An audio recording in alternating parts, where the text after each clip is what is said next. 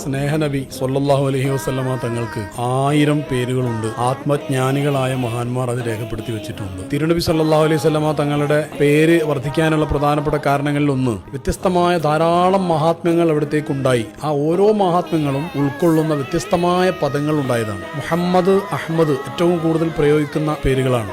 Ahmad സ്തുതിക്കുന്നവർ, Muhammad സ്തുതിക്കപ്പെടുന്നവർ. ആരെങ്കിലും ഒരാൾ റസൂലുള്ളാഹി സ്വല്ലല്ലാഹു അലൈഹി വസല്ലമ തങ്ങളെ അപകീർത്തിപ്പെടുത്താൻ വേണ്ടി ഉദ്ദേശിച്ച് അവിടുത്തെ പേര് മുഹമ്മദ് സ്തുതിക്കപ്പെടേണ്ടവരല്ല എന്ന് പറഞ്ഞാലും സ്തുതിക്കപ്പെടേണ്ടവരല്ല എന്ന് മാത്രമേ പറയാൻ കഴിയുള്ളൂ. കാരണം മുഹമ്മദ് എന്ന് പറയുമ്പോഴേക്കും തന്നെ സ്തുതിക്കപ്പെടേണ്ട ആള് എന്ന അർത്ഥം അവിടെ വന്നു കഴിഞ്ഞു. പ്രവാചകർ സ്വല്ലല്ലാഹു അലൈഹി വസല്ലമ തങ്ങൾക്ക് അള്ളാഹുവിന്റെ ഔദാര്യം കൊണ്ട് നൽകിയ പേരുകളും ആ രീതിയിൽ അവിടുത്തെ ഗുണവിശേഷങ്ങളാൽ സമ്പന്നമായ ധാരാളം നാമങ്ങളും ഉണ്ട്. ഏതെങ്കിലുമൊക്കെ നാമങ്ങൾ മക്കൾക്ക് പേരിട്ട് കഴിഞ്ഞാൽ കാന ഹുവ വ മൗലൂദുഹു ഫിൽ ജന്ന സ്വല്ലല്ലാഹു അലൈഹി വസല്ലം തങ്ങൾ പറഞ്ഞിട്ടുണ്ട്. പേരിട്ട ആളും പേരിടപ്പെട്ട കുട്ടിയും ഒക്കെ സ്വർഗത്തിലാണ് എന്ന്.